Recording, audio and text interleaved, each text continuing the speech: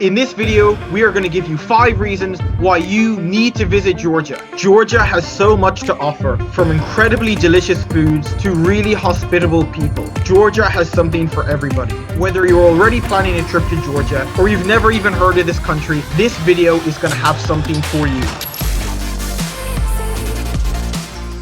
So back in 2019, myself, Tom, and our good friend Dom, we spent 1 month traveling in Georgia, and we were just blown away by the country and everything it had to offer.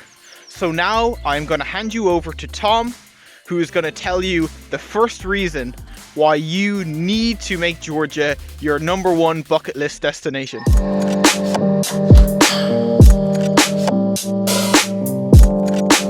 So the first reason why you should visit Georgia is the food, the mouth-watering, delicious, tasty, incredible food. The pièce de résistance, as they say, was hachapuri, and honestly I think we had this every single day.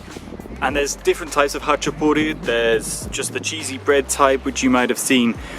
But the best one, without a doubt, is the one where you get the egg and the cheese and the butter and you mix it all in together. Oh my god, it's so tasty. Like, there is nothing that has come close to it. And there's a reason why. If you watch our series, you'll see at the beginning I was a bit slimmer than at the end, because that food, it does add a couple of pounds. But hachapuri, that is, in my opinion, possibly the biggest reason to go to Georgia. There's also other foods. There's khinkali, which are the delicious dumplings, and they are incredible, and you cannot compare them to other types of dumplings. And even the things as simple as the salads, the cheeses, it's all so good. And of course, that's not the only thing you're going to consume while you're in Georgia. Elliot, let us know all about the wine.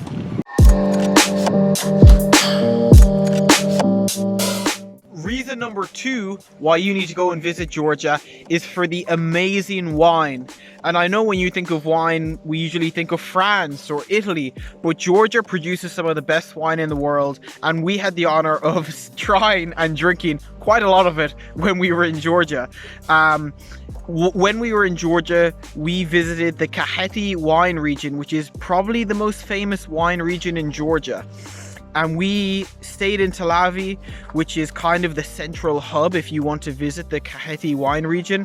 And we, during our stay in Tel Aviv, got to visit some of the vineyards where most of Georgia's wine is produced. And it was incredible. They have some amazing sweet red wines, dry red wines, some amazing white wines, quite acidic, some of them. And it was incredible. And one of the other great things about Georgian wine is it was affordable, because a lot of these countries you go to, and if you want to have good wine, you have to pay a lot of money. And if you're a budget traveler like us, we just couldn't afford it. So we were able to have amazing wines at a really affordable price, which was incredible. And if you want to hear more about wine, we will link this in the description, our video we made when we were in Georgia, all about trying Georgia's most amazing wine. So if you want a more in-depth description and you want to find more out about Tel Aviv and the whole wine region and wine scene in Georgia, we'll link that below and you can check that out. What happens when you drink good portions of wine? You get a bit chatty and you get a bit friendly with people. The great thing is, Georgians are already really friendly. They are some of the most welcoming people that I've ever had the fortune to meet in my life. Probably the biggest example of this was when we just came back to Georgia. We were in Batumi. It was our first day, walking around, getting some money. As we walked past, hello, Gamajoba. Hello. Hello. People are really friendly, as you can see. She was such a lovely woman. I mean, I don't really remember her. It was just a brief encounter. But honestly, everybody we met there was so friendly, so sweet and so nice. The fact that Georgia is not a super tourist destination, I think, adds to that. They really like showing their country because it is absolutely stunning. And Elliot's gonna tell you a little bit more about the stunning nature. Also, by the way, I'm in Bulgaria right now, and it's just got to spring, and it is absolutely stunning at the moment. Like, Georgia is amazing, but so is Bulgaria.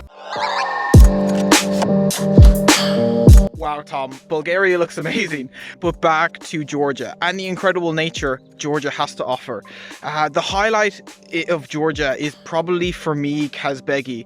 The mountains were incredible. We're probably showing some incredible mountain scenery right now. You can do tons and tons of hiking as well if that's something you're into.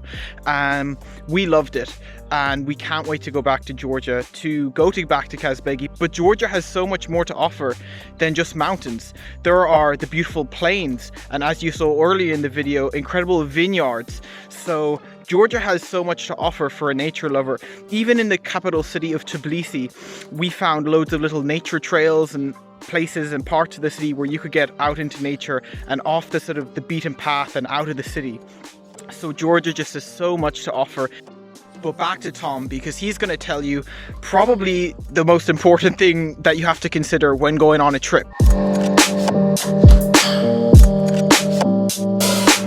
While many countries do burn a hole in your pocket, in your wallet, Georgia is not one of these. The biggest expense really is going to be getting there. But when you're there, if you're willing to stay in hostels, if you're willing to cook in your hostel and cook your own food, it is a remarkably cheap country. In fact, the khinkali, which I was talking about earlier, the dumplings, they cost just 70 tetri. I believe that's the small currency, which comes to about 30 cents, I think, in euros. So it's incredibly cheap to eat out there if you want to. The breakfasts are cheap. The hostels, we were spending maybe €5 a night for accommodation. Maybe we spent a little bit more in more upscale places, a little bit less at other times. We traveled in a group of 3, and when we went up to Batumi, we got a little lodge. We shared a room together, which it was a little bit more expensive. It was maybe €8 each. But the fantastic thing was we got breakfast provided. We had snacks pretty much just laid around in the common areas of the accommodation, and wine, homemade Georgian wine in the evenings, just there for us to drink. No extra cost, which, let's be honest, that is incredible. Another great thing about the costs is the transport costs. When you are in Georgia, getting a bus from one city to another or a town to another, it's really not that expensive. We actually got a taxi one day when we left Tel Aviv to get down to Tbilisi, and I think we paid €10 each for a private taxi. That's insane. And when we arrived in Tel Aviv, we had a bit of a struggle trying to find somewhere to eat lunch, and eventually we settled on this place, Shotas Marani, I believe the name was, and they laid out an entire platter for us. They cooked a meal just for us. There was no one else there at all.